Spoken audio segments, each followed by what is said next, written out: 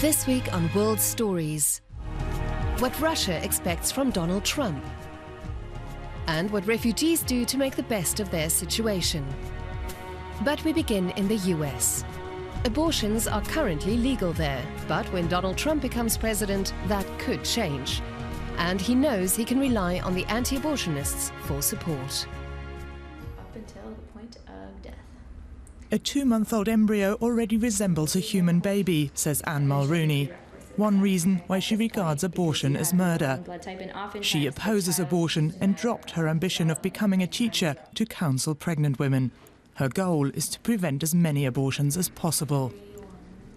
My generation especially, we really care about human rights, and we're not as easily sold on the political rhetoric that organizations like Planned Parenthood and Hillary Clinton keep pushing out about my body, my choice, reproductive rights, this, that, and the other thing. More and more people are saying it's a human life. You can even see the baby moving. Mulrooney has pinned her hopes on Donald Trump. You can say that that's okay, and Hillary can say that that's okay, but it's not okay with me. Because based on what she's saying and based on where she's going and where she's been, you can take the baby and rip the baby out of the womb in the 9th month, on the final day. Women like Breanne Butler see Trump's strong statements against abortion as an assault on women's reproductive rights. She is one of the organizers of a women's march scheduled to take place on January the 21st, a day after Trump is sworn in as US president. We're not trying to take him out of office. We're sending a message like, hey, it's your first day, welcome to the job. This is who you're dealing with. We have a voice, and we're not going to be silenced. Just a few blocks away in Manhattan, Mary Birnbaum works as an opera director. She is among the thousands of women planning to attend the march on Washington. She is appalled that the abortion law is even up for discussion. I believe wholeheartedly in the unbounded ability and right of a woman to have an abortion, wherever she wants to, however she wants to, and it's so unfair that our government governs our bodies when men have nothing like that. The issue of abortion has divided Americans for decades. It looks set to become an even more divisive issue under President Donald Trump.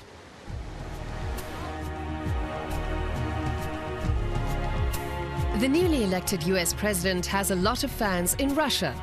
Donald Trump expressed his praise and admiration for Vladimir Putin during his election campaign. That pleased many Russians who now hope for warmer relations between the two nations. The place to go to meet Russian fans of Donald Trump. Moscow's Rublovka district, home to the rich and seemingly powerful. Here there is sparkling evidence of Russian affection, the Trump phone. It's worth 3,000 euros. Handmade, pure gold. This phone is from our President series. It includes models with President Putin as well as other distinguished world leaders. The series has the greatest figures past and present. With this model, we want to express our hope for improving relations between our countries. Many in Moscow are pleased with Trump's election. Some have accused Hillary Clinton of Russia bashing. Trump is considered a friend, someone who at least wants to do business with Russia.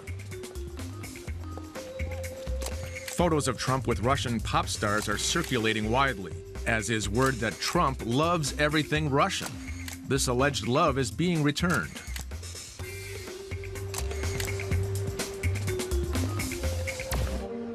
Members of the Kremlin loyalist youth group called SET are working to perfect Trump's portrait so they're ready to one day support the U.S. president-elect, right alongside Vladimir Putin, their own president.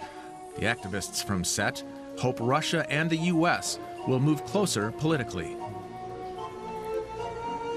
We mind President Putin's words and say that Russia is more than Russian dolls, balalaikas and beers. Russia is a sovereign part of world politics, the global economy and world culture. But it has its own interests and values, which one should respect if one wants to be our partner.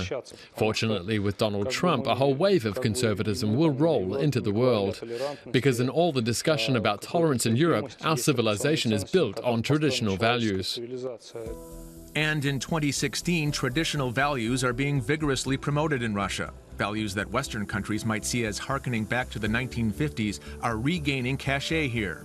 For opposition voices in Russia, meanwhile, Trump's victory is a catastrophe. Trump hasn't said a single bad thing about Putin, though Russia has political prisoners. The opposition politician Nemtsov was shot dead. 10,000 people were killed in Donbass in a war instigated by Putin. The Malaysian Boeing was shot down, and 300 people died, but not a word about it. How should the opposition react to Trump, Putin's friend, as a leader of what this time is truly a hostile country? Trump's election is dividing Russians, just as it's dividing Americans.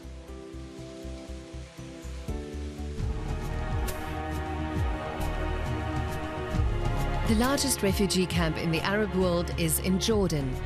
The Zaatari camp currently houses 80,000 Syrian victims of war. Despite intense poverty, people there are showing initiative and are trying to make the best of things.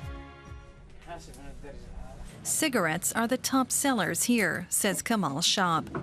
The Syrian owns a small shop in a new district of the refugee camp. Back home in Damascus, Shab was shot in the back. That prompted him to flee his homeland and come to Jordan. Shab can no longer walk, but opening his own shop in Zaatari refugee camp has given him a new lease of life. I'm not bored anymore, and I can now cover some of my own expenses. Normally, I spend 3 or 4 dinars a day. The store brings in at least 2 dinars in return.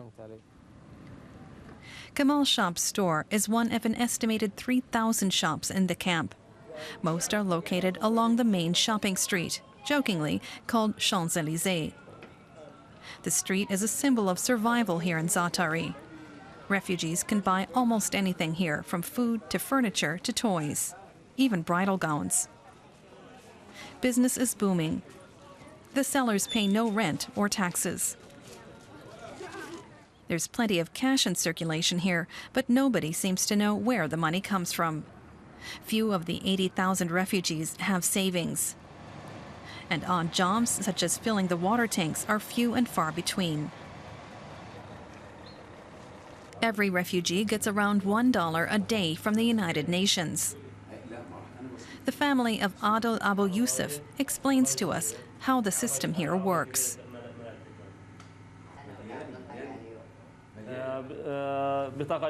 Every family gets a credit card like this one, and 20 Jordanian dinars per family member are deposited onto the card.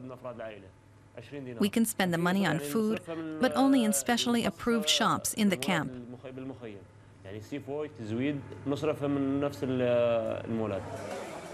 Such as this one, set up by Safeway, a U.S. supermarket chain. Most of the items on sale here are produced in the region. 70% of the people working at the store are themselves refugees. We started here 3 years ago. And we started with WFP to organize this food. Mainly we sell the food here to refugees, and it's cheaper than another shops in Amman or Erbil or another cities. Soon, the refugees will be able to withdraw cash from mobile ATMs and spend it anywhere in the camp, even on the Champs-Élysées.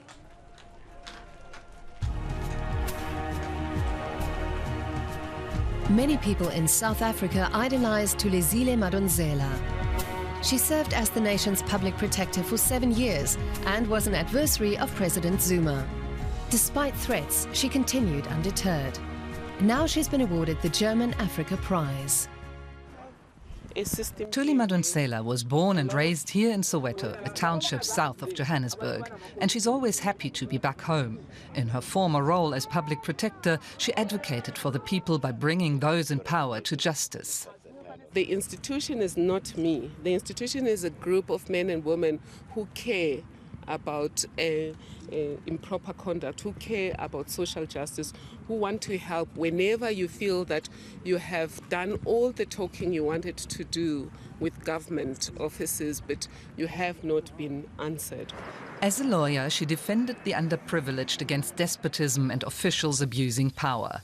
Her name means calm, and calmly but relentlessly, Madonsela investigated President Jacob Zuma and filed a report concerning his financial dealings, resulting in a major scandal. She made enemies, but also won many admirers. He's a true woman. He tried a level best to take out all the secret happening in our country. Thuli has played a tremendous role in checking and exposing the corruption that has taken place. She's just wonderful in every way. She is what South Africans can be and what we should all aspire to be. Madonsela was seen as handling the role of public protector with integrity in an environment that's increasingly unscrupulous and corrupt. This is the house where she grew up. The struggle against apartheid played a major role in shaping her, and of course the support of her family. My dad was somebody who was very assertive. When he said do A, you have to do A. So, but for some reason or another, which surprised all of us, he gave in when it came to her, because he allowed her to, because she was determined. Many here in Soweto are proud of Madonsela for playing such a powerful role and campaigning tirelessly against corruption despite enormous pressure.